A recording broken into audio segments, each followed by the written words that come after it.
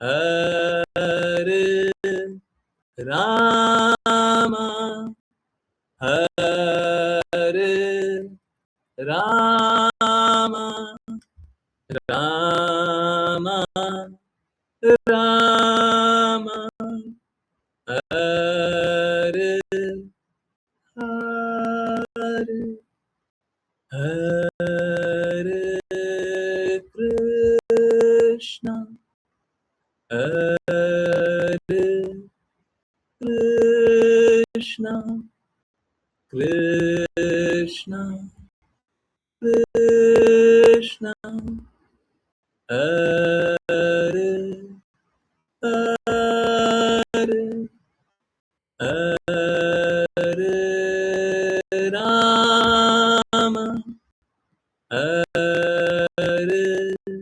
राम राम राम हरे हरे हरे कृष्णा हरे कृष्णा कृष्णा कृष्णा हरे हरे हरे राम हरे राम राम राम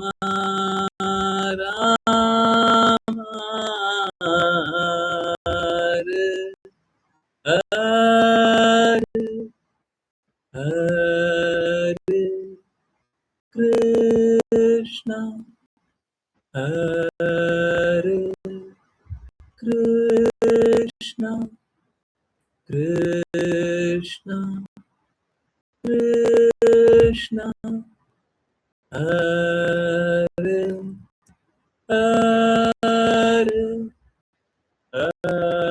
हरे राम हरे राम राम राम हरे हरे हरे कृष्णा हरे Krishna Krishna Krishna Hare Hare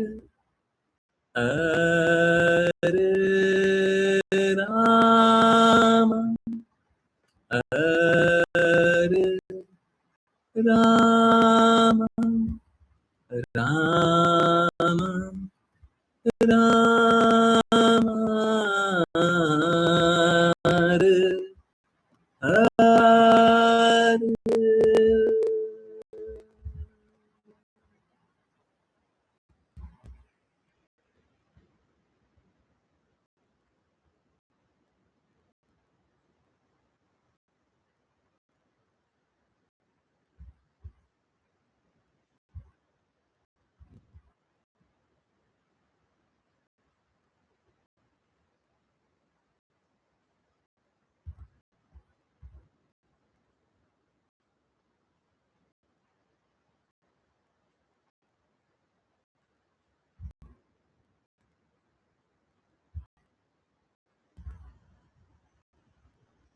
Hare Krishna everyone, बहुत बहुत धन्यवाद सभी का ज्वाइन करने के लिए। और आज है एकादशी, एकादशी की बहुत बहुत शुभकामनाएं।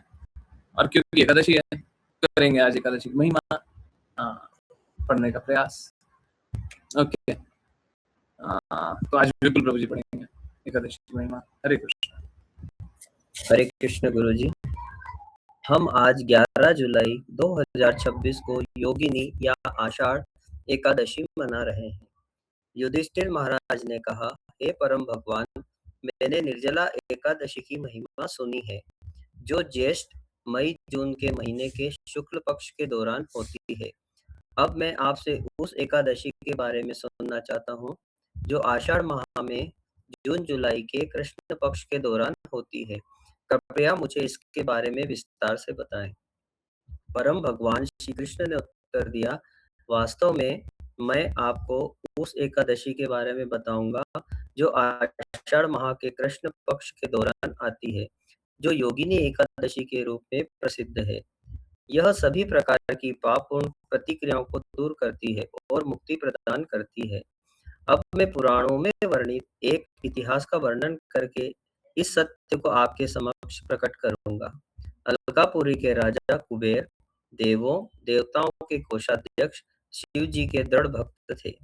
उन्होंने हेममाली नामक एक सेवक को अपने व्यक्तिगत मालिक के रूप में नियुक्त किया। हेममाली एक यक्ष था, जो अपनी पत्नी स्वरूपावती के प्रति अत्यंत आकर्षित था। उसकी पत्नी की आंखें बड़ी और आकर्षक थीं। हेममालिनी का दैनिक कर्तव्य यह था कि मानसरोवर झील जाकर वहां से अपने गुरु कुबेर के लिए पुष्प लाएं, जिन्हें कुबेर शिव जी की पूजा में उपयोग करते थे। एक दिन पुष्प लेने के बाद हेममालिनी अपने गुरु के पास लौटकर पूजा के लिए फूल लाकर देने के अपने कर्तव्य को पूरा न करते हुए अपनी पत्नी के पास गया। अपनी पत्नी के साथ शारीरिक प्रकृति के प्रेम संबंधों में लीन वह कुबेर के निवास पर लौटना भूल गया। जब हेममालिनी अपनी पत्नी के साथ आनंद ले रहा था, कुबेर ने अपने महल में सामान्य रूप से शिव जी की पूजा आरंभ कर दी थी। तभी ज्ञात हुआ कि मध्याह्न पूजा में अर्पित करने के लिए कोई पुष्प नहीं थे। इतनी महत्वपूर्ण वस्तु की कमी ने महान कोषाध्यक्ष देवों के कोषाध्यक्ष को और भी क्रोधित कर दिया और उन्होंने एक यक्ष दूत से पूछा, हेममाली फूलों की दैनिक भेंट के साथ क्यों नहीं आया? जाओ और कारण का पता लगाओ और अपने निष्कर्षों के साथ आकर मुझे व्यक्तिगत रूप से विवरण दो। यक्ष ने वापस आकर कुबेर से कहा, हे प्रिय प्रभु, हेममाली अपनी पत्नी के साथ आनंद लेने में लीन है। यह सुनकर कुबेर बहुत क्रोधित हो गए और फिर उनके सामने हेममाली को बुलाया गया। यह जानते हुए कि वह अपने कर्तव्य का पालन नहीं कर पा रहा था और अपनी पत्नी के शरीर पर ध्यान केंद्रित कर रहा था, हेममाली अत्यंत भय के साथ अपने आध्यात्मिक गुरु के पास गया। हेममाली ने पहले उन्हें प्रणाम किया और फिर अपने स्वामी के समक्ष खड़ा हो गया, जो बहुत क्रोधित थे। कुबेर ने क्रोधित होकर हेममाली को पुकारा, हे पापी धूर्त, हे धार्मिक सिद्धांतों के विनाशक, तुम देवताओं के अपराधी हो। इसलिए मैं तुम्हें श्वेत कोढ़ से पीड़ित होने और अपनी प्यारी पत्नी से अलग होने का श्राप देता हूँ। हे नीच मूर्ख, इस जगह को तुरंत त्याग दो और अपने आप को निचले ग्रहों पर पीड़ित होने के लिए तैयार करो। और इस तरह हेममाली अलकापुरी से अपनी प्रतिष्ठा खो बैठा और सफेद कुष्ठ रोग की भयानक पीड़ा से अस्वस्थ हो गया। एक घने और भयानक जंगल में पहुंचा, जहां खाने या पीने के लिए कुछ भी नहीं था। इस प्रकार उसने दुख में अपने दिन बिताए। दर्द की वजह से रात को सोने में वह असमर्थ था। उसने शीत और ग्रीष्म दोनों ऋतुओं में कष्ट सहे, लेकिन चूंकि वह स्वयं शिव जी की श्रद्धा से पूजा करता रहा, उसकी चेतना शुद्ध रूप से निश्चित और स्थिर रही। पहाड़ों और मैदानी इलाकों में भ्रमण के बाद अंततः हेममाली हिमालय पर्वत श्रृंखला के विशाल विस्तार पर आ गया। वहां उसने महान संत आत्मा मार्कंडेय ऋषि सर्वोत्तम तपस्वियों के संपर्क में आने का अद्भुत सौभाग्य मिला। मार्कंडेय ऋषि अपने आश्रम में शांति से बैठे थे और उनका तेज दूसरे ब्रह्मा के रूप में दिखाई दे रहा था। हेममाली बहुत पापी महसूस करते हुए प्रभावशाली ऋषि से कुछ दूरी पर खड़े हो गए और उन्हें विनम्र श्रद्धांजलि अर्पित की। हमेशा दूसरों के कल्याण में रुचि रखने वाले मार्कंडेय ऋषि ने कोढ़ी को देखा और उसे पास बुलाया। इस भयानक दुख को अर्जित करने के लिए तुमने किस तरह के पाप कर्म किए हैं? यह सुनकर हेममाली ने दर्द और शर्म से उत्तर दिया, प्रिय महोदय, मैं कुबेर का एक यक्ष सेवक हूँ और मेरा नाम हेममाली है। शिव जी की आराधना के लिए मानसरोवर झील से फूल लेकर आना मेरी दैनिक सेवा थी, लेकिन एक दिन मैंने लापरवाही की और भेंट के साथ लौटने में देर हो गई, क्योंकि मैं अपनी पत्नी के साथ शारीरिक सुखों का आनंद लेने के लिए वासना से अभिभूत हो गया था। जब मेरे गुरु को पता चला कि मुझे देर क्यों हुई तो उन्होंने बड़े क्रोध में मुझे श्राप दिया, जिसके कारण इस अवस्था में मैं आपके समक्ष हूँ। इस प्रकार अब मैं अपने घर, अपनी पत्नी और अपनी सेवा से विहीन हूँ।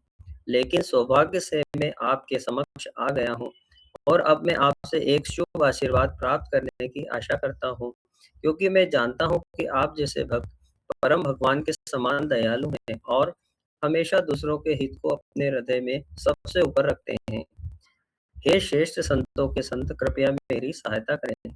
दयावान मार्कंडेय ऋषि ने उत्तर दिया, क्योंकि तुमने मुझे सच बताया है, इसलिए मैं तुम्हें एक व्रत के बारे में बताऊंगा, जिससे तुम्हें बहुत लाभ होगा। यदि तुम आषाढ़ मास की शुक्ल पक्ष की एकादशी का व्रत करते हो तो निश्चित रूप से इस भयानक अभिशाप से मुक्त हो जाओगे। हेममाली पूर्ण कृतज्ञता से धरती पर गिर गया और मार्कंडेय ऋषि को बार-बार विनम्र श्रद्धांजलि अर्पित की, लेकिन मार्कंडेय ऋषि वहीं खड़े रहे और उन्होंने दीन हेममाली को अपने पैरों पर खड़ा कर दिया और उसे अवर्णनीय आनंद से भर दिया। इस प्रकार जैसा कि ऋषि ने उसे निर्देश दिया था, हेममाली ने वैसे ही एकादशी व्रत का पालन किया और इसके प्रभाव से वह फिर से एक सुंदर यक्ष बन गया। फिर वह घर लौट आया, जहाँ वह अपनी पत्नी के साथ बहुत खुशी से रहने लगा। भगवान श्री कृष्ण ने निष्कर्ष निकाला, हे युधिष्ठिर, योगिनी एकादशी का उपवास अत्यंत शक्तिशाली और शुभ है।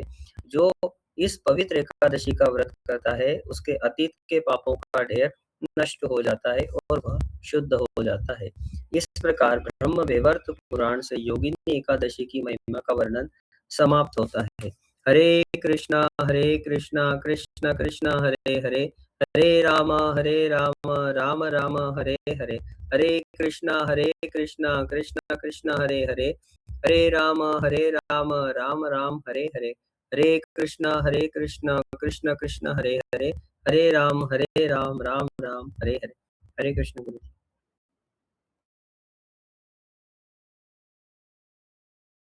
हरे कृष्णा हरे कृष्णा। तो जैसा हर एकादशी पे जानते हैं, इस एकादशी पे भी वही, कृपया करके फलप्रद मत कीजिएगा, बहुत सारा फल मिल जाता है। अगर हम एकादशी अच्छे से करें तो बहुत सारा लाभ मिल जाता है, परंतु हमको लाभ के लिए नहीं, हमको भगवत भक्ति के लिए व्रत करना चाहिए, क्योंकि भगवान कृष्ण प्रसन्न हो जाएंगे। और उससे भी महत्वपूर्ण बात हमारे लिए, क्योंकि गुरु प्रसन्न हो जाएंगे। यहाँ पे तो हम देख रहे हैं कि कुबेर जैसे गुरु, अब देखिए कुबेर एक गुरु भी, एक पिता भी, कुबेर जैसे गुरु अपने शिष्य को किस प्रकार से दंडित करते। अब दूसरे तरफ है कुबेर के पुत्र को ही देख लीजिए, वहां पे गुरु है भगवत भक्त नारद मुनि। तो नारद मुनि किस प्रकार से अपने, आज ही गुरु महाराज बता रहे थे, आज ही सुबह सुन रहे थे, निर्वस्त्र होकर के कुबेर के पुत्र नारद मुनि के साथ व्यवहार करते हैं। तो एक तरफ कुबेर के पुत्र हैं, सोच के देखिए, कुबेर अपने पुत्र तक को नहीं बचा पाया, परंतु एक तरफ कुबेर के पुत्र हैं जो इस प्रकार से निर्वस्त्र होकर के नारद मुनि को परेशान करते हैं। तो नारद मुनि श्राप क्या देता है, जाओ जाकर के पेड़ बन जाओ। सुनने में कठोर लगता होगा, पर कठोर नहीं है, ये तो उसका पापपूर्ण गतिविधि को रोकने का तरीका है। और उसके बाद मुक्ति का तरीका निकाल दी कि भगवान कृष्ण आएंगे, मुक्त कर देंगे। तो एक तरफ तो भगवत भक्त का श्राप है और एक तरफ कुबेर जी है। अब कुबेर जी भी एक तरह से भगवत भक्त हैं, परंतु वैसे भक्त नहीं। एकमात्र लक्ष्य भगवान कृष्ण की सेवा है, भगवान कृष्ण की प्रसन्नता है, ऐसा ठीक है। तो एक तरफ कुबेर जी हैं जो ऐसा श्राप देता है। तो हम लोगों को अगर श्रापित भी होना है, हम लोगों को होना चाहिए कि हमारे आध्यात्मिक गुरु हैं जो भगवत भक्त हो, वो श्राप दें। श्राप देना भी है तो उनके मुख से श्राप मिले। अरे उनके मुख से श्राप नहीं मिलेगा। अगर भगवत भक्त हमको श्रापित भी कर रहा है तो हमको क्या मिलेगा, हमको प्रेम मिलेगा। परंतु भगवत भक्त को छोड़ देना, शुद्ध भक्तों को छोड़ देना, शुद्ध भक्तों की कृपा छोड़ देना, इससे ज्यादा दीन स्थिति किसी का नहीं होगा। जो उस मार्ग को छोड़ दे उससे बुरा कुछ नहीं होगा। तो यही बात है ना। तो एकादशी की बहुत बहुत फिर से शुभकामनाएं। और अब चलिए समझने के प्रयास को आगे बढ़ाते हैं। जिन जिन को रीड करना है कृपया करके हैंड रेज करें। कल हम लोगों ने बहुत इंपॉर्टेंट एक सिद्धांत जाना था। आई होप सब कोई अच्छे से समझ गए होंगे। हाँ, ठीक है। आज उससे आगे बढ़ते हुए अब समझने के प्रयास को आगे बढ़ाते हैं। ओके, बहुत ही छोटा सा है। अश्लेषा माता जी आप स्टार्ट करें।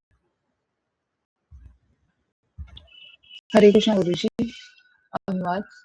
डाकू नेता ने बलि के लिए एक मानव पशु को पकड़ा, किंतु वह भाग निकला और नेता ने अपने अनुयायियों को उसे ढूंढने का आदेश दिया। वे भिन्न भिन्न दिशाओं में दौड़े, किंतु उसे नहीं ढूंढ सके। मध्यरात्रि में घने अंधकार से ढके हुए इधर उधर भटकते हुए वे एक धान के खेत में पहुंचे, जहां उन्होंने अंगिरा कुल के उत्कृष्ट पुत्र जड़ भरत को देखा, जो हिरणों एवं जंगली सुअरों के हमलों से खेत की रक्षा करते हुए एक ऊंचे स्थान पर बैठे थे। हरे कृष्ण गुरु जी। हरे कृष्ण। हम लोगों ने पिछले दिनों देखा कि जो स्वयं के स्वार्थ के लिए किसी की बलि दे दे, किसी भी जीव की बलि दे दे, तो वो असुर होता है स्वयं के साथ स्वार्थ। और यहाँ पे डाकू डाकू तो शास्त्र के विपरीत काम करने वाले लोग, तो उनको शास्त्र का क्या लेना देना। तो वो तो आसुरी प्रवृत्ति में है ही है।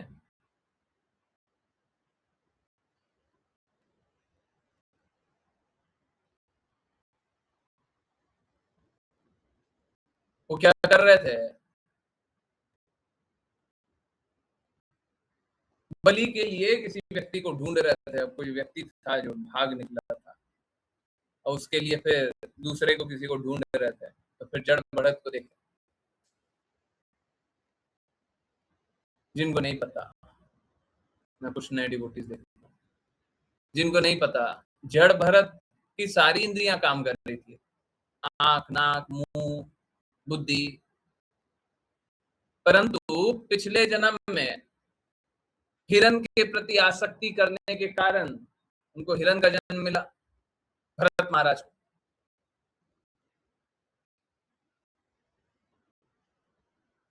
और क्योंकि उन्होंने हिरण के जन्म में भगवत चेतना रखी हुई थी, तो वो इस जन्म में अब दृढ़ प्रतिज्ञा थे कि हमको भगवत भक्ति करनी है। तो इंद्रियों का उपयोग ही नहीं कर रहे थे।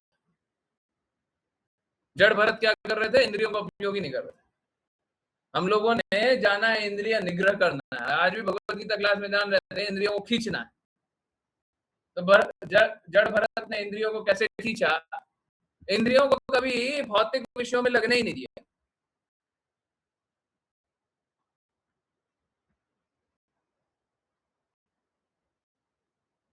जब भौतिक विषयों में इंद्रियां लगेंगी नहीं, तो इंद्रियां हमें प्रताड़ित नहीं करेंगी। भरत महाराज के जीवन में उनको हिरण से आकर्षण हो गया।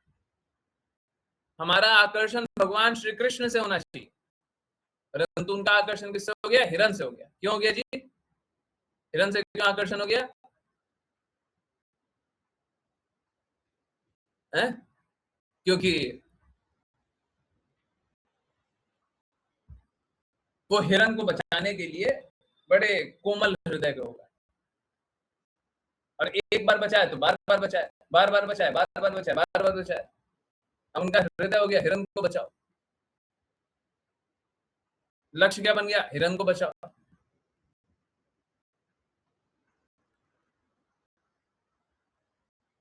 तो हिरण का चिंतन कर रहे थे।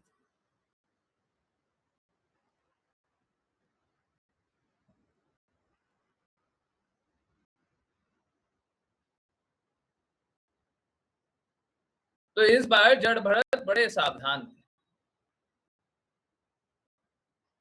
कि हमको किसी के आकर्षण में नहीं लगना। इसीलिए कैसा पागलों जैसा व्यवहार करते थे, सारी इंद्रियां से कोई काम ही नहीं करते थे, ऐसे दिखता था जैसे अंधे, गूंगे, बहरे, पागल।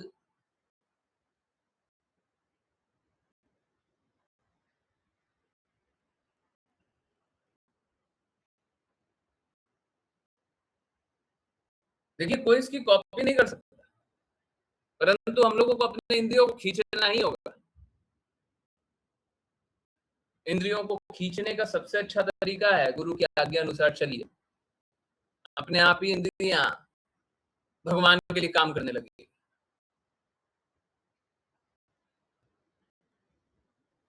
है ना। बस कोई आसक्ति मत रखिए और गुरु के कहे अनुसार कार्य कीजिए, है। सब कोई अपने इंद्रियों को नियंत्रित करके भगवत प्रेम में कार्य करेगा, है? ये बात।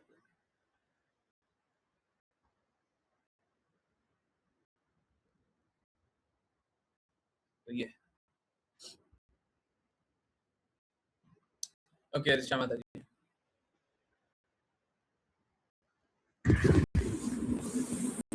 हरे कृष्ण गुरुजी। अनुवाद। जब डाकू नेता के अनुयायी एवं सेवकों ने जड़ भरत को मानव पशु के लिए पूर्णतया उपयुक्त गुणों वाला समझा और उन्होंने निश्चय किया कि वे बलि के लिए एक उत्तम विकल्प हैं, उनके मुखमंडल प्रसन्नता से खिल उठे। उन्होंने उन्हें रस्सियों से बांधा और देवी काली के मंदिर में ले आए।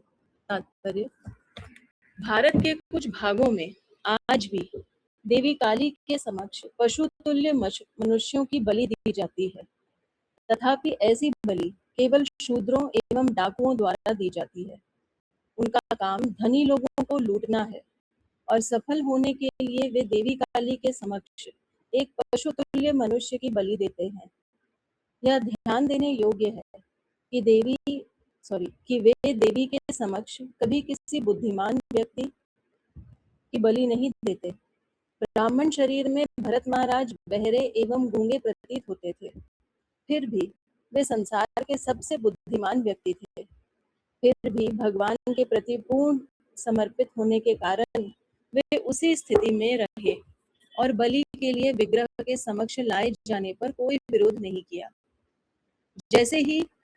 जैसा कि हमने पिछले श्लोकों से सीखा है, वे अत्यंत बलवान थे और आसानी से रस्सियों से बंधने से बच सकते थे, किंतु उन्होंने कुछ नहीं किया। उन्होंने अपनी रक्षा के लिए केवल भगवान पर निर्भर रहे। श्रील भक्ति विनोद ठाकुर ने भगवान के प्रति समर्पण को इस प्रकार वर्णित किया है: मारबी रखबी यो इच्छा तोहार, नित्य दास प्रति तुया अधिकारा। हे प्रभु, मैं अब आपके प्रति समर्पित हूँ, मैं आपका नित्य सेवक हूँ और यदि आप चाहें तो मुझे मार सकते हैं, या यदि चाहें तो रक्षा कर सकते हैं। किसी भी स्थिति में मैं आपके प्रति पूर्ण समर्पित हूँ। हरे कृष्ण गुरु जी। हरे कृष्ण, हरे कृष्ण। देखिए, बाकी बातें बाद में है। श्रील भक्ति विनोद ठाकुर का बहुत ही अमेजिंग सा ये संरचना है।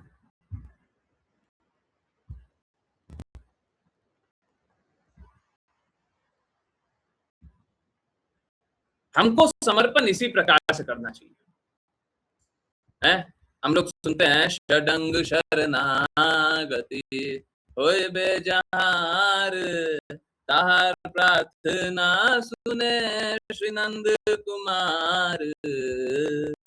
वो भी श्रील भक्ति विनोद ठाकुर के।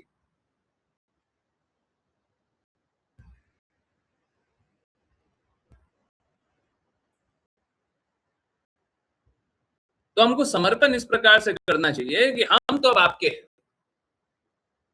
और जब इतना प्रेम नहीं है भगवान से तो किस बात का समर्पण कर रहा है।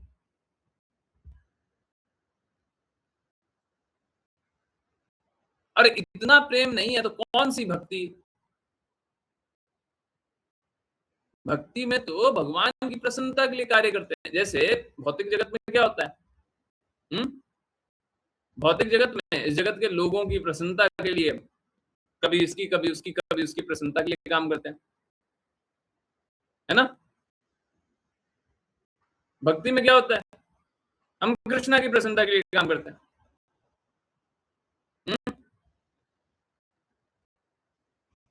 कृष्णा की प्रसन्नता के लिए काम करते हैं।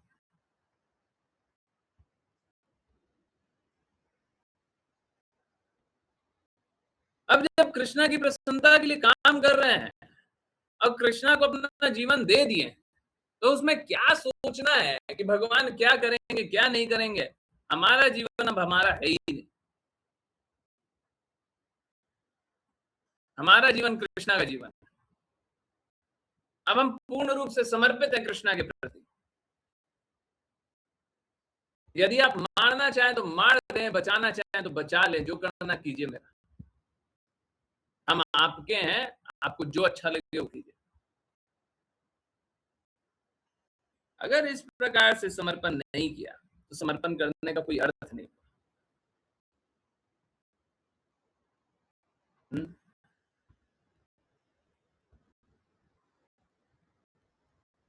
अब अगर आप इसको दूसरे दृष्टिकोण में देखिएगा तो भगवत गीता के अनुसार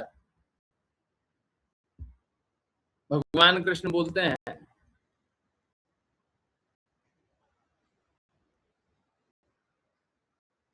जो लोग भक्ति सेवा से पूर्णतया मेरे प्रति समर्पित हैं, उनके पास जो है मैं उनकी रक्षा करता हूं, उनको जो आवश्यकता है मैं उन्हें प्रदान करता हूं। तो जब तक पूर्णतया समर्पित ना हो, पूर्ण रूप से समर्पित ना हो, भगवान रक्षा क्यों करेंगे? आप तो हो ही नहीं भगवान के। जब आप भगवान के हैं तो भगवान आपकी रक्षा करेंगे, और जब आप भगवान के हो ही नहीं, आप हो ही नहीं भगवान के, तो भगवान आपकी रक्षा कैसे करेंगे? सबसे पहले अपने आप को आपको भगवान को देना होगा। You have to give up. आपको देना होगा। मैं बार बार आध्यात्मिक प्रामाणिक आध्यात्मिक गुरु बोलता हूँ, तो आपको सबसे पहले अपने आप को प्रामाणिक आध्यात्मिक गुरु को देना होगा। पूर्ण रूप से दीजिए, ढूंढिए ऐसा प्रामाणिक आध्यात्मिक गुरु।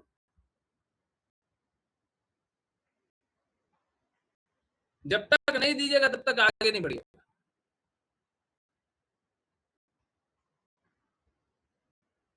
और हमारा यही हृदय होना चाहिए, अब हम आपके।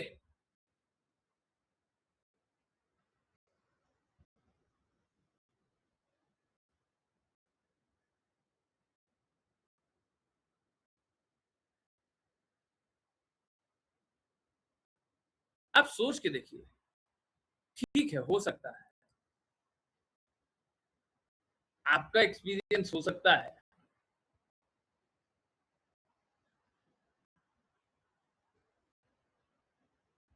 कि पूर्ण ना हो, परंतु बहुत सारे भक्तों को देखिए पूर्ण रूप से समर्पित है। क्या वो मूर्ख है? क्या वो अज्ञानता में समर्पण कर रहे हैं?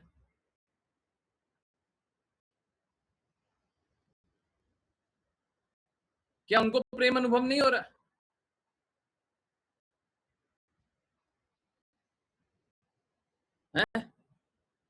तो जब उनको हो रहा है तो आपको भी होगा।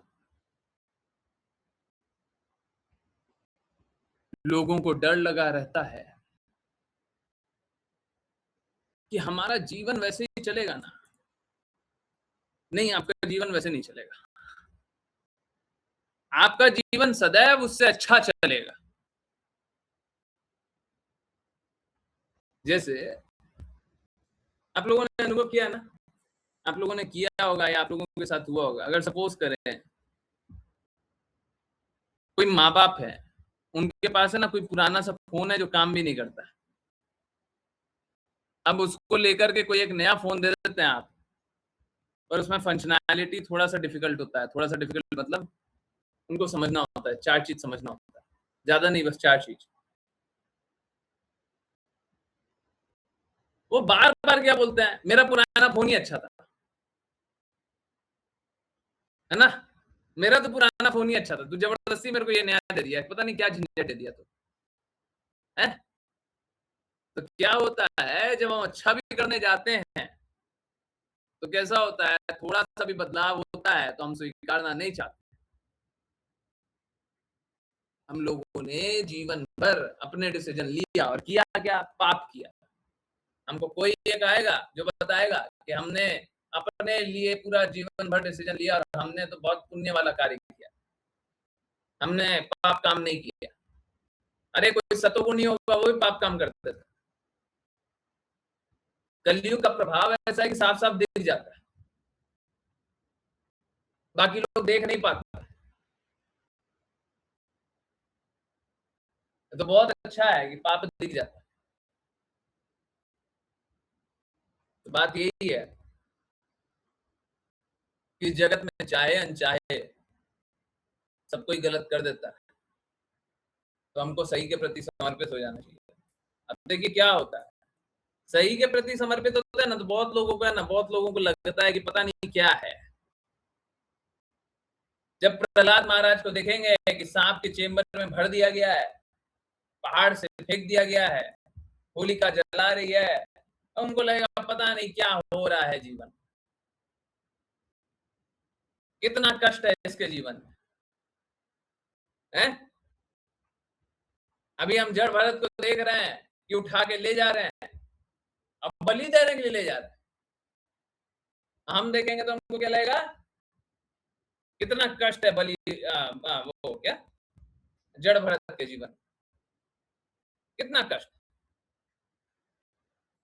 हम देखेंगे कि इंद्रियां वो उपयोग नहीं कर रहे तो कितना कष्ट है भक्त के जीवन।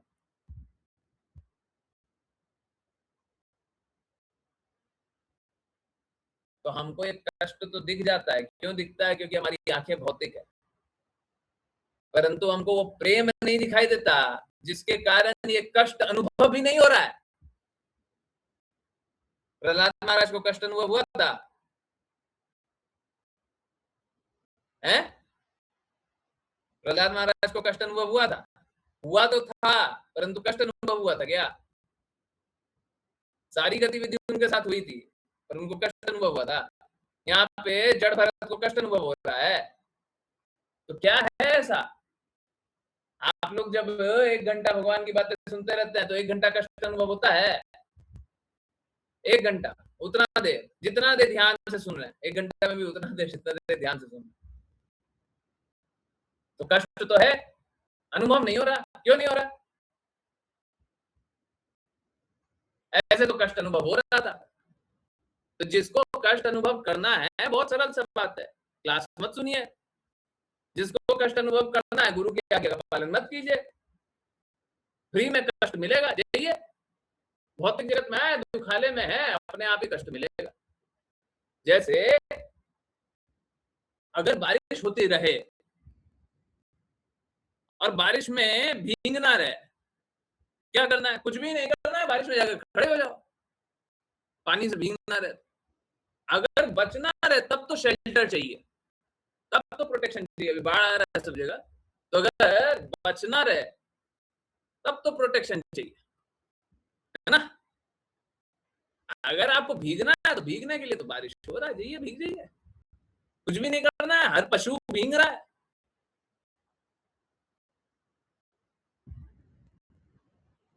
सब कोई बाहर है, सब भीग रहा है।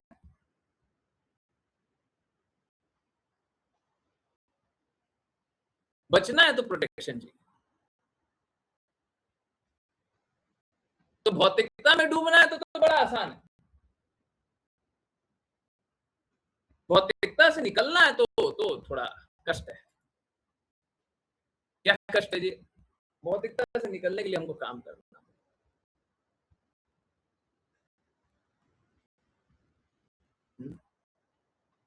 क्या काम करना पड़ेगा? हमको शरणागत होना पड़ेगा, हमको गुरु के अनुसार काम करना पड़ेगा, कृष्णा के अनुसार कार्य करना पड़ेगा। और जो इस बात को नहीं समझे तो फिर जाइए, जो करना कीजिए।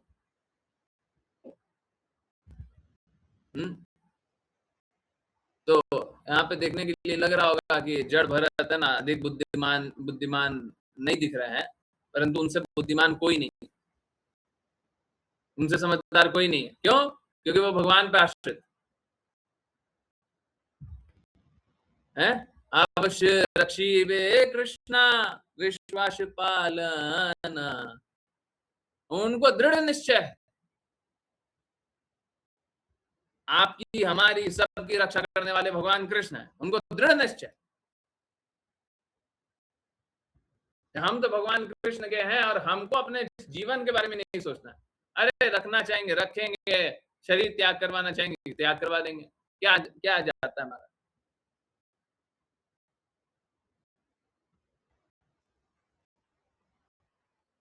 तो अभी एक सनसनीखेज खुलासा करेंगे। चलिए अभी आगे चलते। हाँ, कौन? ऋचा माता जी आपने पढ़ा है? शायद पढ़ा है। तो विपुल प्रभु जी आप पढ़िए। हरे कृष्ण गुरुजी। अनुवाद।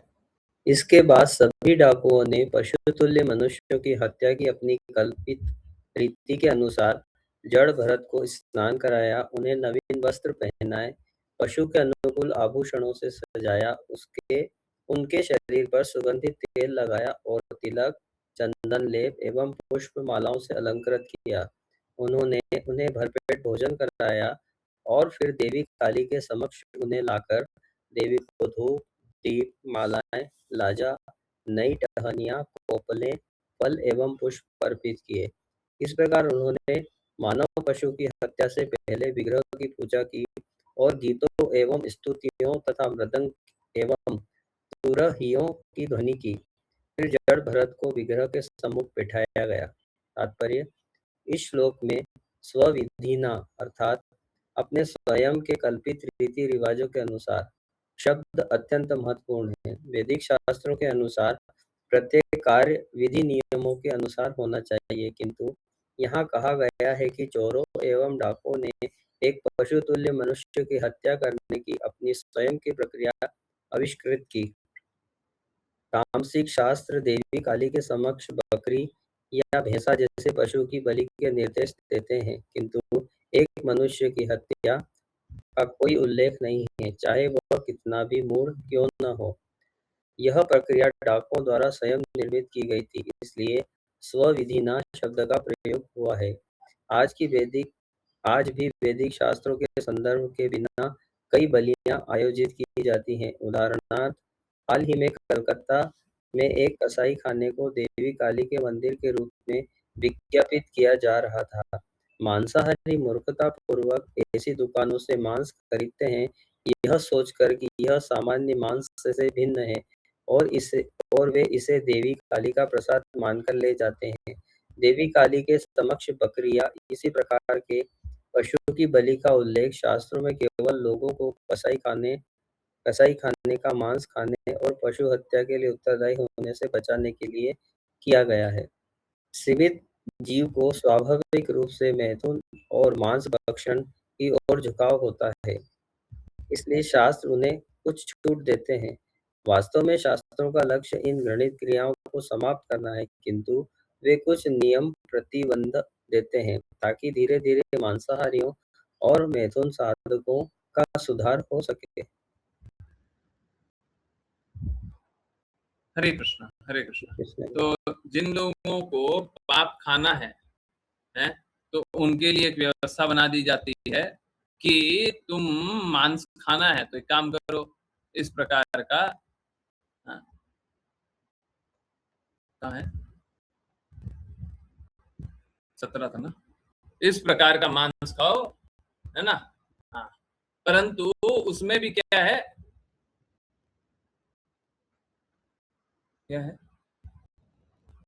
कौन सा श्लोक नंबर था, कोई बता सकता है क्या? स्वविधि ना,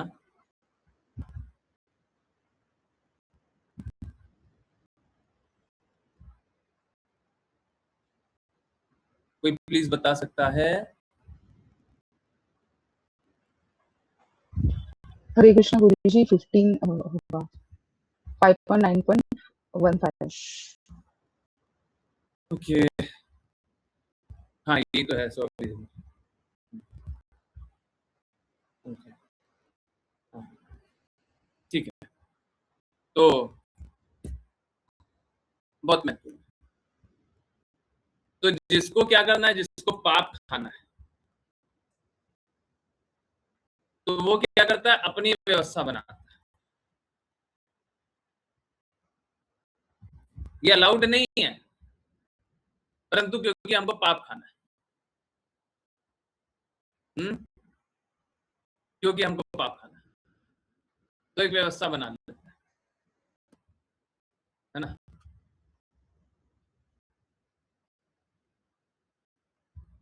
जो इस प्रकार से पापी जीवन जीते हैं।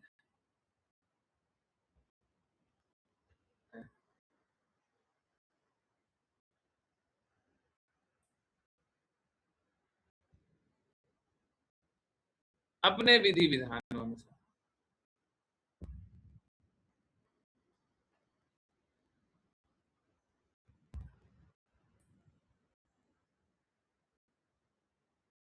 तो दोनों ही तरफ से, एक तो जीव हत्या भी अलाउड नहीं है और मनुष्य हत्या तो बिल्कुल अलाउड नहीं है। तो क्या कर रहे हैं, क्योंकि हमको पाप खाना है, क्योंकि हमको फल चाहिए, क्योंकि हमको कोई लाभ चाहिए, तो हम कुछ भी करते हैं, है ना। तो इस प्रकार से लोग करता है, ठीक है।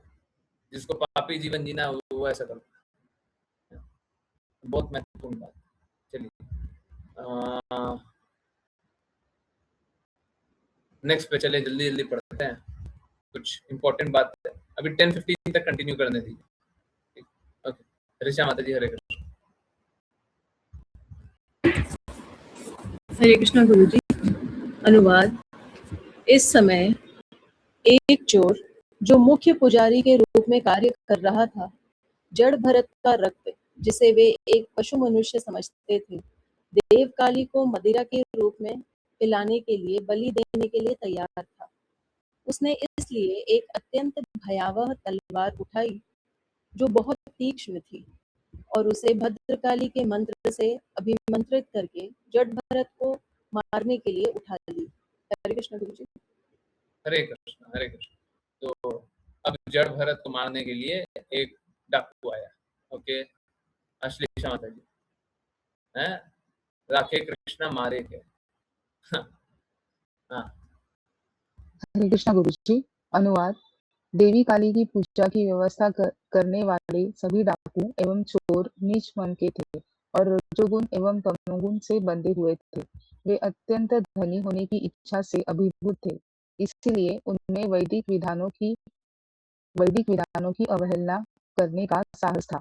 इतना कि वे जड़ भरत को मारने के लिए तैयार थे, जो एक ब्राह्मण कुल में जन्मे आत्म साक्षात्कारी पुरुष थे। अपनी ईर्ष्या के कारण इन डाकुओं ने उन्हें बलि के लिए देवी काली के समक्ष लाया। ऐसे लोग सदा ईर्ष्यापूर्ण क्रियाओं में आसक्त होते हैं और इसीलिए उन्होंने जड़ भरत को मारने का साहस किया। जड़ भरत सभी जीवों के सर्वोत्तम मित्र थे। वे किसी के शत्रु नहीं थे और सदा भगवान के ध्यान में लीन रहते थे।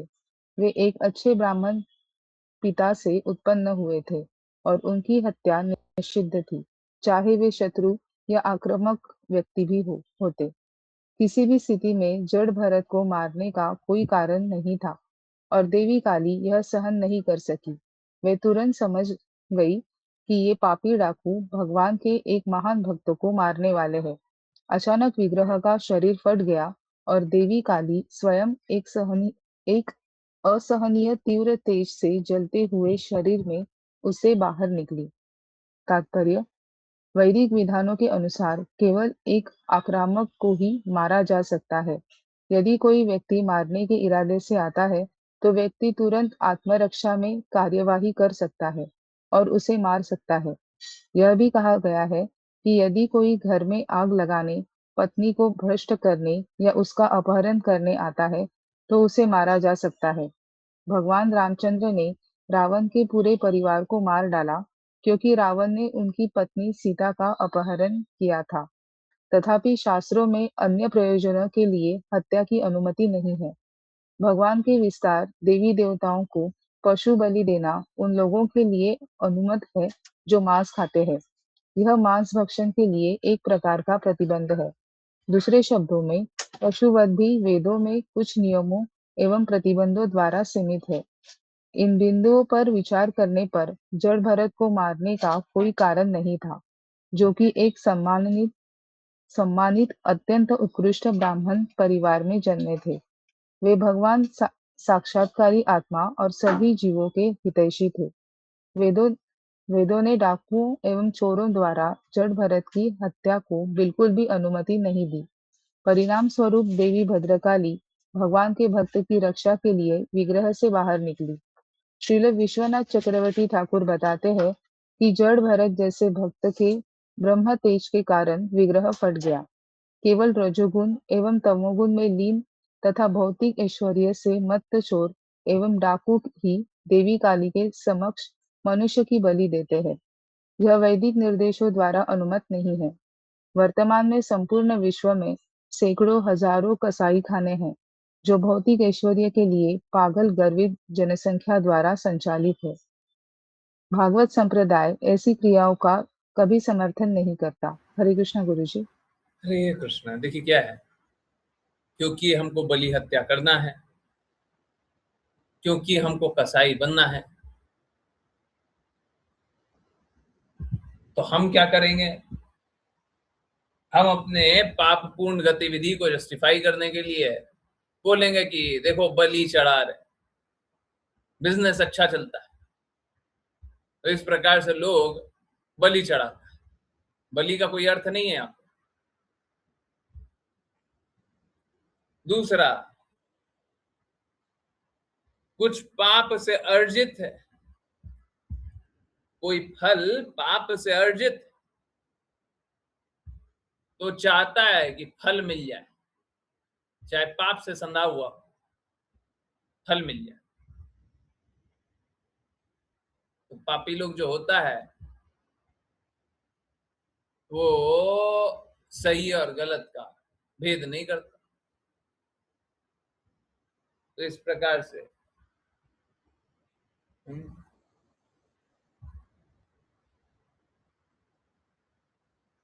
किसी मानव को भी बलि चढ़ाने के लिए तैयार हो।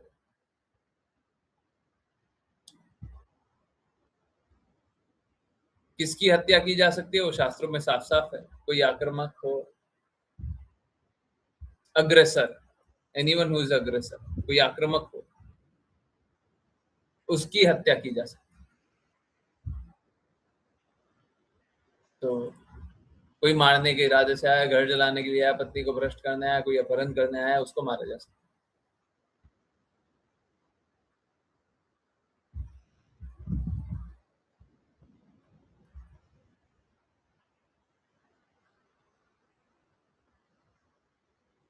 अभी यहाँ पे हम लोग देख रहे हैं कि देवी काली सह नहीं पाई कि एक भगवत भक्त को लेकर के आ रहे हो तुम, भगवान के प्रिय भक्त को लेकर के आ रहे हो, तो विग्रह फट गया और अत्यंत तीव्र तेज से जलते हुए विग्रह से बाहर निकलती है देवी काली और क्या करती है? और क्या करती है? यस, ऋषा माता जी, हरे कृष्ण। हरे कृष्ण गुरुजी। अनुवाद। अपराधों के प्रति असहिष्णु होकर क्रोधित देवी काली ने अपनी आंखें घुमाई और अपनी भयानक टेढ़ी दाढ़ें दिखाईं। उनकी लाल आंखें चमकी और उन्होंने अपने भयानक स्वरूप प्रदर्शित किए। उन्होंने एक भयावह शरीर धारण किया, मानो वे संपूर्ण सृष्टि को नष्ट करने के लिए तैयार हों। वेदी से तेजी से बाहर कूदकर उन्होंने उसी तलवार से सभी डाकुओं एवं चोरों का सिर काट डाला, जिससे वे जड़ भरत को मारना चाहते थे। फिर वे मारे गए डाकुओं एवं चोरों की गर्दनों से बहते हुए गर्म रक्त को मदिरा की तरह पीने लगी। वास्तव में उन्होंने यह मदिरा अपने साथियों यानी डायनों एवं राक्षसियों के साथ पी। इस रक्त के नशे में चूर होकर वे सभी बहुत ऊंची आवाज में गाने लगी और इस प्रकार नृत्य करने लगी, मानो संपूर्ण ब्रह्मांड को नष्ट करने के लिए तैयार हों। साथ ही उन्होंने डाकुओं एवं चोरों के सिरों को गेंदों की तरह उछालकर खेलना आरंभ किया। तात्पर्य: इस श्लोक से स्पष्ट है कि देवी काली के भक्त उनसे बिल्कुल पसंद नहीं किए जाते। देवी काली का कार्य राक्षसों को मारना और दंड देना है। देवी काली यानी दुर्गा अनेक राक्षसों, डाकुओं और समाज के अन्य अवांछित तत्वों का सिर काटने में संलग्न होती हैं। कृष्ण भावनामृत की उपेक्षा करके मूर्ख लोग देवी को अनेक घृणित वस्तुएं अर्पित करके प्रसन्न करने का प्रयास करते हैं, किंतु अंततः जब इस पूजा में थोड़ी सी भी त्रुटि होती है तो देवी पूजक को उसकी जान लेकर दंड देती हैं। दुष्ट लोग देवी काली की पूजा कुछ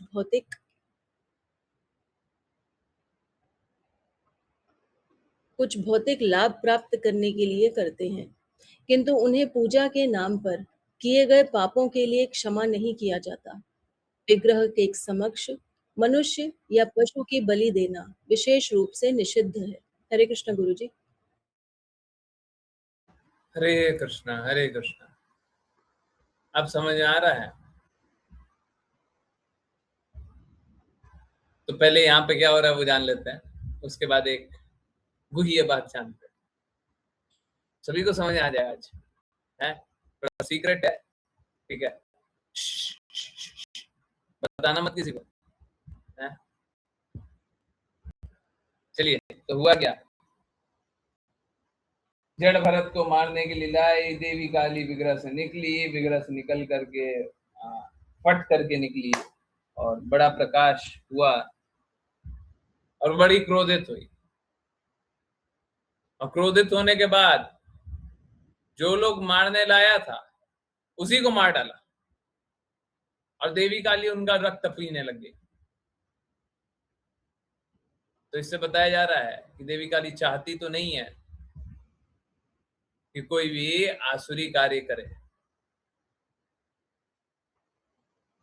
अब यहाँ पे एक सीक्रेट है, ठीक है? आप लोगों को सारी बातें समझ आ गई? इतनी बात समझ आ गई है? आ गया? अब सीक्रेट क्या है? सीक्रेट ये है कि श्रीमद् भागवतम है ना, ये 5000 वर्षों से ज्यादा पुराना है ना? है? समझ रहे हैं? है?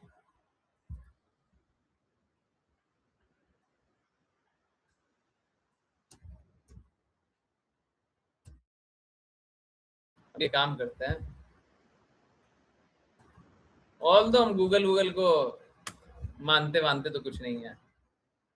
ये देखिए, ट्रेडिशन ऑफ श्रीमद् भागवतम, भागवत पुराना was compiled around 3000 BCE by the sage Vyasa, Ved Vyasa, है ना, making it over 5000 years old. Okay, वापस आ जाते हैं। हम मानते तो है नहीं है गूगल को, मतलब कभी यूज कर लेते हैं, बहुत जगह यूज कर लेते हैं, परंतु उसकी बातें 100% तो नहीं मानते, फिर भी है थोड़ा बहुत, हाँ, गड़बड़ तो नहीं होगा, आई होप।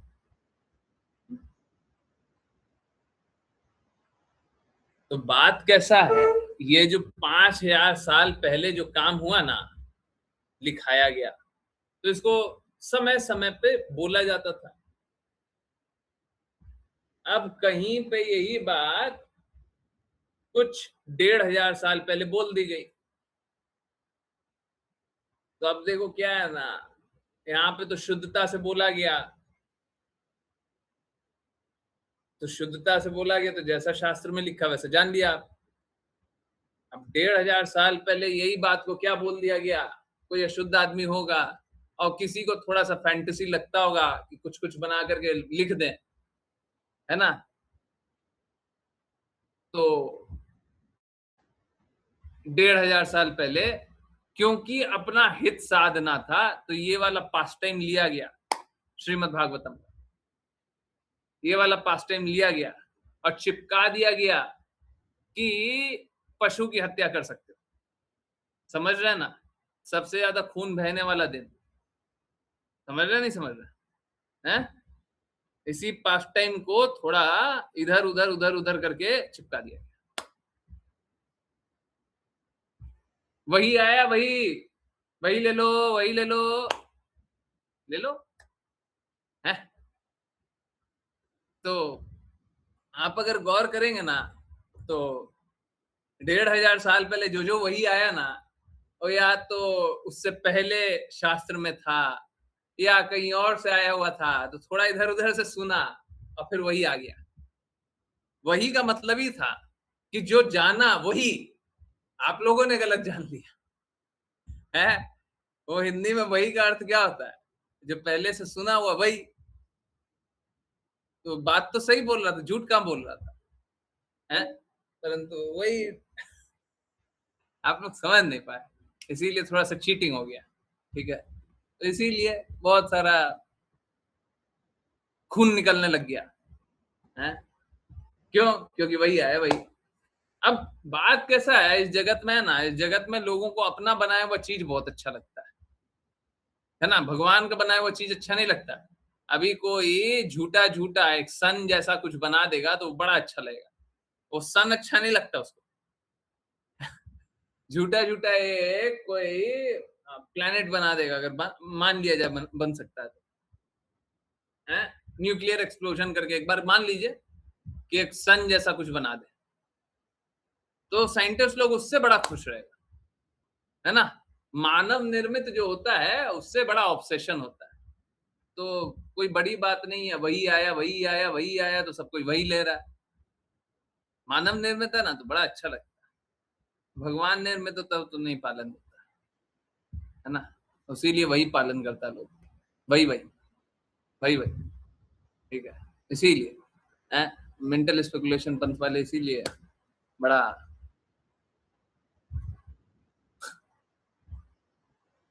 आप देखेंगे ना तो बस शास्त्रों का ही आप पार्ट देखेंगे, परंतु विकृत रूप से। तो शास्त्रों को जो तोड़ मड़ोड़ करके पेश करते हैं, हम लोगों को उनसे बड़ा सावधान रहना चाहिए, क्योंकि उसका रूपरेखा बदल करके कुछ का कुछ बात कर देते हैं। और असुर करते भी हैं, असुर का काम भी होता है कि शास्त्रों को अपने मन गढ़ंत रूप से प्रस्तुत करना, ताकि अपना लाभ अपना हित सिद्ध हो जाए, है ना? अपना हित सिद्ध हो जाए। एक असुर यही करेगा, शास्त्रों को इस प्रकार से परोसेगा, इस प्रकार से रखेगा कि अपना हित सिद्ध हो जाए। यही बात। तो हम लोगों को शास्त्रों को यथारूप स्वीकारना चाहिए, है ना? बिना मिलावट के, बिना मिलावट के। ठीक है, नहीं तो समझ रहे हैं ना? है यही, आज यही देखिए खुलासा हो गया है। आज यही खुलासा हो गया। ठीक है, बस 2 ही श्लोक है, आई थिंक 2 या 3 श्लोक है, कुछ ऐसे ही है। अब ये वाला अध्याय समापन पे है और इसमें बहुत ज्यादा कुछ समझने का नहीं है, पर ठीक है, इसको कर लेते हैं।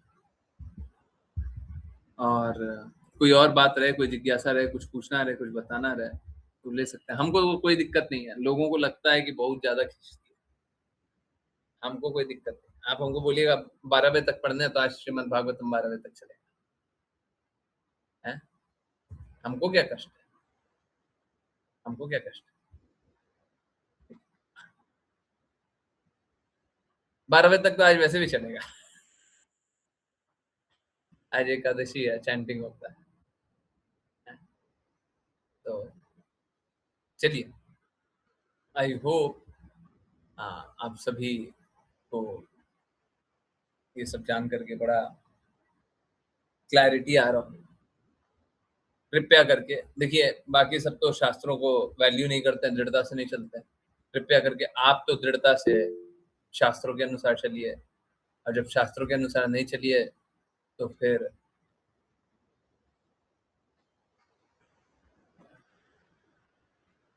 जीवन में कुछ बचा नहीं है। एक असुर का जीवन उसके समान। ठीक है, चलिए, जिन किन्हीं को वैष्णव प्रणाम मंत्र करना है कृपया करके हैंड रेस करें। अंजना माता जी आज हरे कृष्ण गुरुजी। वाञ्छकल्पतरुभ्यश्च वाञ्छकल्पतरुभ्यश्च कृपा सिन्धुभ्य एव च कृपासिन्धुभ्येव च पतितानां पावनेभ्यो पतितानां वैष्णवेभ्यो नमो नमः।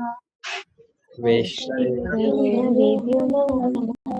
अनंत कोटि वैष्णव वृंद की जय।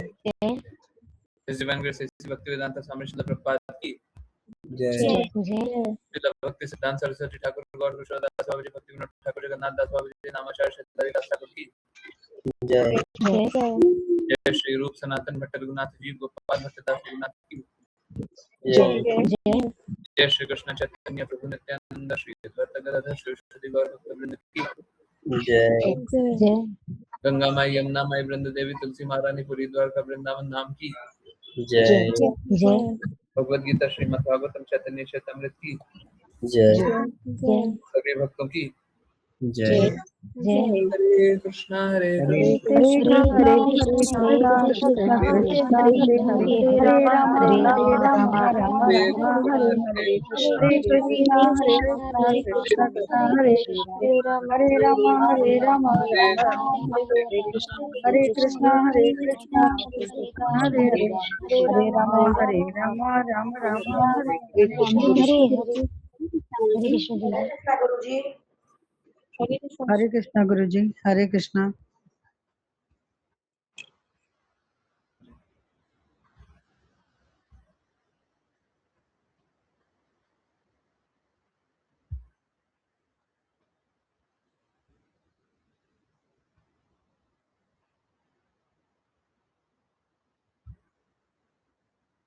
हरे कृष्णा एवरीवन। बहुत बहुत धन्यवाद सभी का ज्वाइन करने के लिए। यस, किन्हीं की कोई जिज्ञासा, कुछ पूछना है, कुछ बताना है, कुछ बोलना है, कुछ जानना है? अश्लेषा माता जी हरे कृष्ण। अच्छा नहीं, किन्हीं को कुछ पूछना है, कुछ बोलना है, कुछ जानना है, कुछ बताना है, कुछ परेशानी है?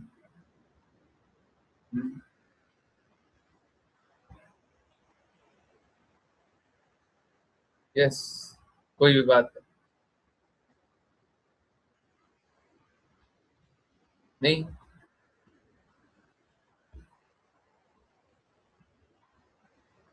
आई डोंट थिंक चैट में भी कोई जिज्ञासा है। अच्छा गुरुजी, पर आप चाहें तो आज का श्रील प्रभुपाद जी का कोट पढ़ सकते हैं। हम क्या चाहें, हम तो हमेशा ही चाहेंगे। हम गुरु महाराज की बात बोलिएगा कि पढ़ सकते हैं या नहीं पढ़ सकते हैं, हमारे पास विकल्प है क्या है?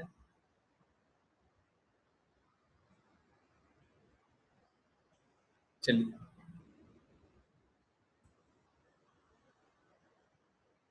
कौन रीड कर रहा है?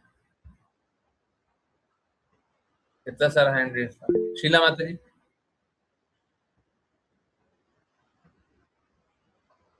पढ़ सकते हैं? नहीं, ओके। हाँ, आश्लेषा माता जी। हरे कृष्णा गुरु जी। 18 जुलाई। तुमने पूछा कि क्या यह सत्य है कि जब तक सभी शिष्य भगवत धाम नहीं लौट जाते, गुरु को भौतिक जगत में रहना पड़ता है? इसका उत्तर है हाँ, यही नियम है। इसीलिए प्रत्येक शिष्य को चाहिए कि वह सदैव सावधान रहे और ऐसा कोई अपराध न करे जो भगवत धाम जाने के लिए प्रतिकूल हो, क्योंकि उसका उद्धार करने के लिए गुरु को पुनः अवतार लेना पड़ेगा। इस प्रकार की मानसिकता गुरु के प्रति अपराध है। जो भी गुरु अवज्ञा करता है और गुरु के साथ अपना संबंध तोड़ता है, वह जन्म जन्मांतर तक गुरु की सहायता की अपेक्षा नहीं कर सकता। जय पताका को पत्र 11 जुलाई 1969। हरे कृष्ण गुरु जी। हरे कृष्णा हरे कृष्णा। तो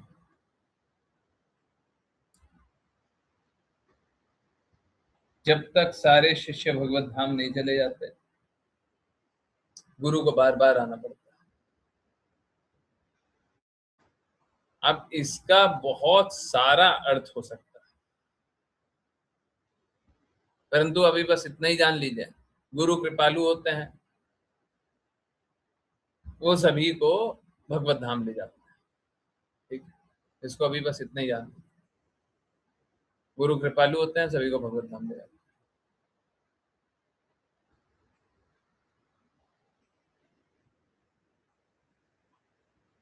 अब यहाँ पे शिष्यों के लिए बात बोला गया कि शिष्यों को बड़ा सावधान रहना चाहिए कि वो अपराध करेगा गुरु के प्रति।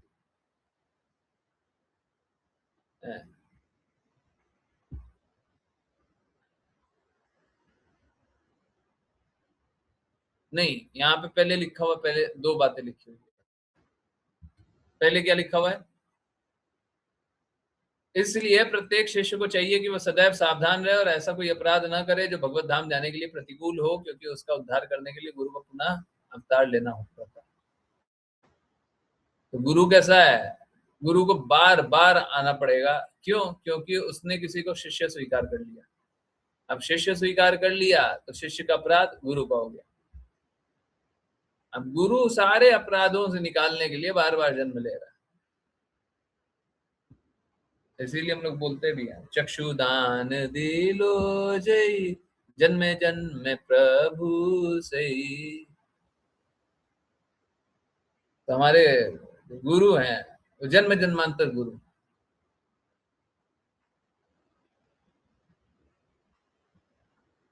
गुरु क्या करते हैं? बार बार बार बार आएंगे आपको कष्टों से निकालने, विभिन्न प्रकारों से। हमारे लिए तो ये बात भी सही है कि गुरु अप्रत्यक्ष रूप से भी आए, तब भी हमारे लिए कष्टदायक होना चाहिए। यही बात। तो गुरु बड़ा कंसर्न होता है। तो यहाँ पे लिखा हुआ है, ऐसा कोई अपराध ना करे कि भगवत धाम जाने के लिए प्रतिकूल, किंतु उसका उद्धार करने के लिए गुरु, क्योंकि उसका उद्धार करने के लिए गुरु को पुनः अवतार लेना पड़ता है। अब ये बात बहुत महत्वपूर्ण, सभी को यहाँ पे ये बात सीखनी चाहिए। क्या? इस प्रकार की मानसिकता गुरु के प्रति अपराध है। जो भी गुरु अवज्ञा करता है और गुरु के साथ अपना संबंध तोड़ता है, वह जन्म जन्मांतर तक गुरु की सहायता की अपेक्षा नहीं कर सकता। क्या है? गुरु के प्रति अपराध कीजिए, गुरु के साथ संबंध तोड़ लीजिए, उसके बाद क्या है? जन्म जन्मांतर यू हैव टू स्ट्रगल। ऐसे तो गुरु जन्म जन्मांतर आपको भगवत धाम लेने आ रहा है, परंतु एक बार आपने क्या किया? आपने गुरु अवज्ञा की है, गुरु के साथ संबंध तोड़े ना, अब आपको जन्म जन्मांतर संघर्ष करना पड़ेगा और कोई नहीं बचाएगा, कोई नहीं बचाएगा।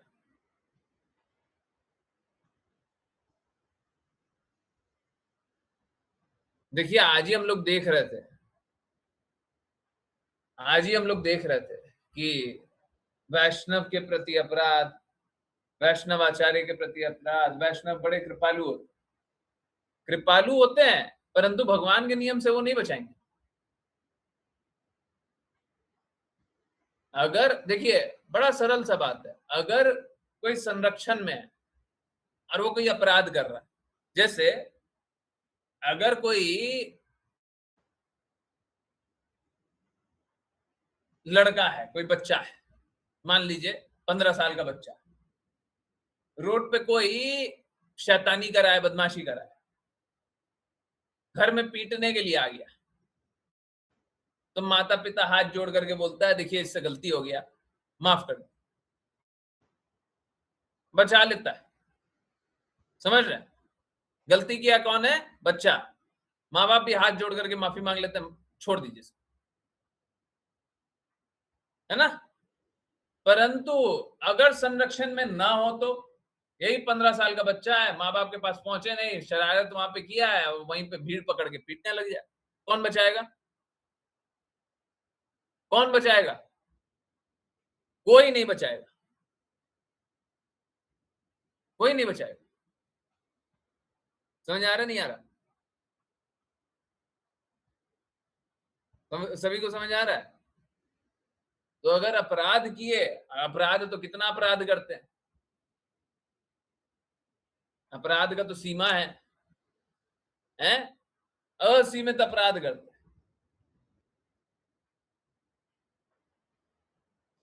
तो कोई गुरु की अवहेलना करे, कोई गुरु का आश्रय छोड़ दे, गुरु से संबंध तोड़ ले, तो उसको तो जन्म जन्मांतर स्ट्रगल है। हमको बड़ा दर्द होता है। देखिए, हम तो सच में चाहते हैं जो चले भी गए वो भी आ जाएं, जो नहीं मानते सर झुका दें। अब सर नहीं झुकाते हैं, गुरु महाराज तो यही बोलते हैं, नहीं झुकाओगे तो फिर झेलो, फिर हमारे नियम से तो आप बंधे नहीं हो, हमारे संरक्षण में तो हो नहीं, हम बचाएं कैसे? हम बचाना चाहते हैं, हमारे शेल्टर में तो आओ, तुम तो अपराधी हो।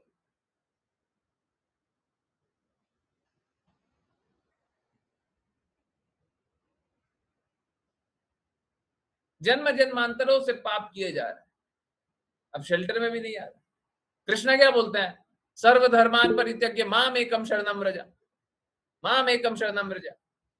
तो जब बोलते हैं माम एकम शरणम व्रज, उसके बाद का लाइन है अहम त्वाम सर्व पापेभ्यो मोक्षयिष्यामि मा शुचा। पहले शरण ग्रहण करो, फिर पापों से मुक्ति दिलाऊंगा। ये नहीं बोलते कि तुमको पापों से मुक्ति कर दूंगा, ये नहीं बोलते कृष्ण। कृष्णा बहुत कृपालु है, पर इतने कृपालु नहीं है पापों से मुक्ति दे दूंगा। पहले शरणागत हो।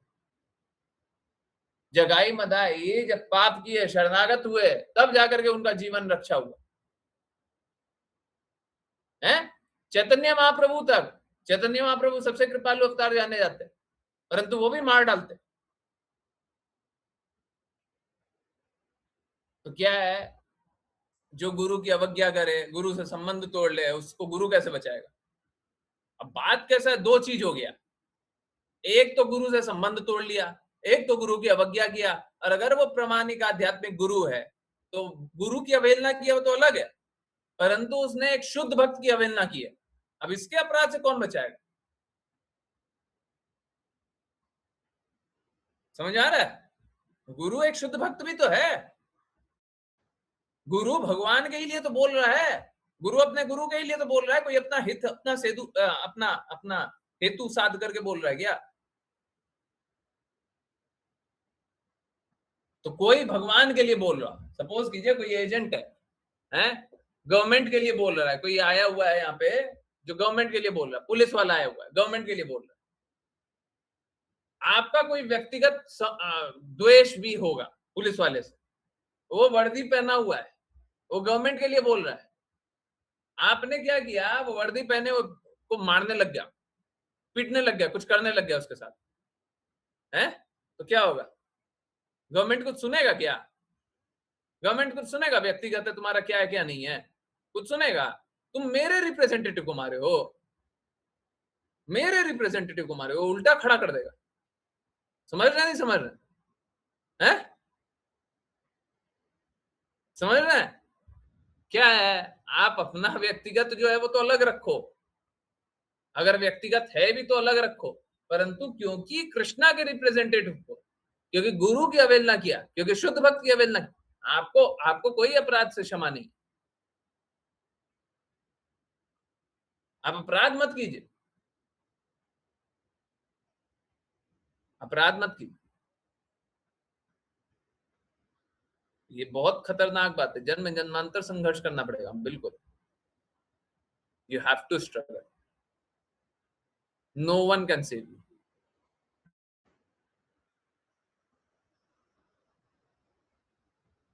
तो अपने पाप है, अपने पाप है जो भोगने पड़ेंगे। ये भौतिक जगत में तो लाखों पाप किए होंगे, उसका तो पल भर में छुटकारा मिल जाएगा। कृष्णा क्या बोलता है?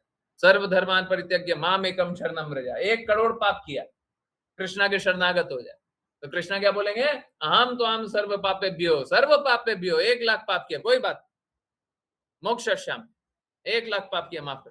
परंतु अगर आप गुरु के प्रति अपराध करोगे, अगर आप शुद्ध भक्त के प्रति अपराध करो, तो कृष्णा कभी नहीं स्वीकारेंगे।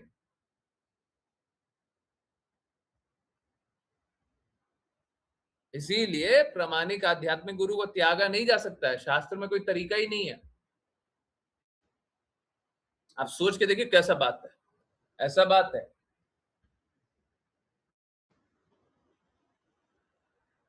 कि अगर पूरे दुनिया में से कहीं पे भी आप घूम करके एक बार गलती से आ गए, मान लीजिए किसी ने गलती से इनवाइट कर दिया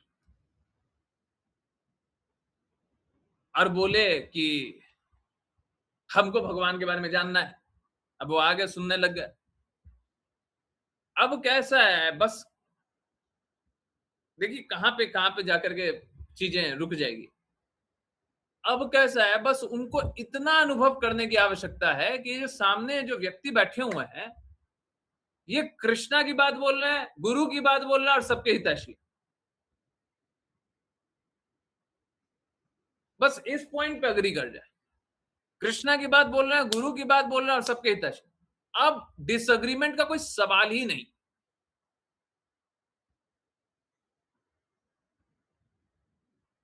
अब कोई तरीका ही नहीं है आप गुरु ना स्वीकारो। गुरु नहीं स्वीकार रहे तो भगवत भक्त आया हुआ है, क्योंकि भगवान ने भेजा है, आप उसको स्वीकारते नहीं हो तो आप क्या कर रहे हो, आप अपराध कर रहे हो। अगर गुरु स्वीकार कर रहे हो, अगर गुरु स्वीकार कर रहे हो और पालन नहीं कर रहे हो तो अवज्ञा कर रहे हो, क्योंकि भगवान का अवज्ञा हो रहा है। आप समझिए, ये जो भी कृष्णा की वाणी बोल रहा है, अपने गुरु की वाणी बोल रहा है, सबका हितैषी है, तो ये क्या है, ये भगवान का प्रतिनिधि है। ये अपने लिए कोई काम नहीं कर रहा। अगर कोई कर रहा है तो ये अपने लिए काम नहीं, हम तो साफ साफ बोल रहे हैं गुरु महाराज हैं, तो जो अवज्ञा कर रहा होगा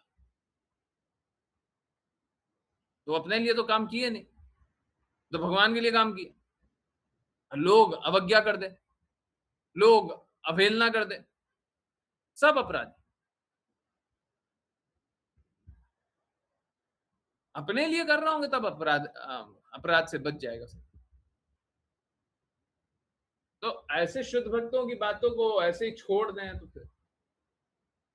फिर तो झेलना पड़ेगा। समझ रहे? एक आया है आपको कष्टों से मुक्त कराने।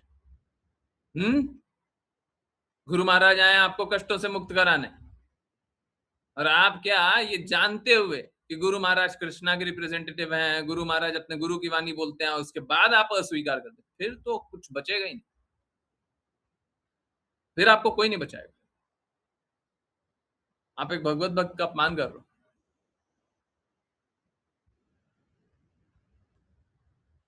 कृष्णा का अपमान कृष्णा एक बार फिर भी सह लेंगे, भगवत भक्त का अपमान नहीं सहेंगे।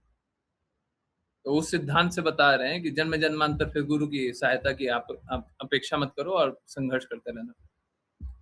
तो एक तो अनजाने में अपराध किया गया है तो गुरु बचाने आएंगे, और एक जानबूझ करके गुरु की अवज्ञा कर रहा हो, गुरु के प्रति अपराध कर रहा हो, गुरु से संबंध तोड़ रहा हो, तो उसके बाद क्या है, गुरु ना बचाएंगे। ठीक है, समझ आ गया? आया? हरे कृष्णा, हरे कृष्णा। ओके, हरे कृष्णा। संगीता माता जी। हरे कृष्णा गुरुजी। हरे कृष्णा। गुरुजी, माला का नाम जप कैसे करें? नाम जप कैसे करें? देखिए, नीम की माला आती है, मैं आपको नीम की माला दिखा सकता हूँ। इनफैक्ट मैंने तो भगवत गीता के सेशन में दिखाया ही है, बट कोई बात नहीं। ये है नीम की माला, है ना? तो ये माला को पहला वाला बीट को तो क्रॉस कर देते हैं, उसको तो नहीं काउंट करते हैं, और क्या करते हैं उसमें नाम जप करते हैं, जय श्री कृष्ण चैतन्य प्रभु नित्यानंद श्री अद्वैत गदाधर श्रीवासादि गौर भक्तवृंद। पहला क्रॉस करने के बाद करते हैं। उसके बाद फिर हरे कृष्णा महामंत्र करते हैं, हरे कृष्णा कृष्णा कृष्णा हरे हरे, हरे राम राम राम हरे हरे, हरे कृष्णा कृष्णा कृष्णा हरे राम राम हरे हरे। ऐसे करते करते करते करते करते करते 108 बीट होते हैं इसमें। ठीक है, तो आप हरे कृष्णा महामंत्र करते रहिए, हरे कृष्णा कृष्णा कृष्णा हरे हरे, हरे राम राम राम हरे हरे। मान लीजिए 108 बार हो गया, हरे कृष्णा कृष्णा कृष्णा हरे हरे, हरे राम राम राम हरे हरे, हरे कृष्णा कृष्णा हरे हरे, हरे राम हरे हरे, हरे कृष्णा कृष्णा हरे हरे, हरे राम राम हरे हरे। अब ये देखिए, ये लास्ट आया। ठीक है, मैं 2 छोड़ देता हूँ, स्क्रीन पे दिख रहा होगा। हरे कृष्णा कृष्णा कृष्णा हरे राम राम राम हरे हरे, हरे कृष्णा कृष्णा कृष्णा हरे राम राम हरे हरे। अब इस पार से उस पार नहीं जाएंगे, ठीक है। अब क्या करेंगे, इसी को घुमाएंगे, मेरे हाथ को गौर से देखिएगा, इसी को घुमाएंगे और यहीं से कंटिन्यू करेंगे, यहाँ से, ठीक है।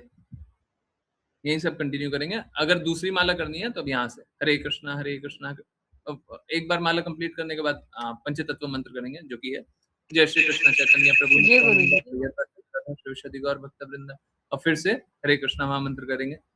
अगर दूसरी माला करनी है तो दूसरी माला फिर 108। एक्चुअली में होता कैसा है, मैं आपको सरल रूप में बता देता हूँ।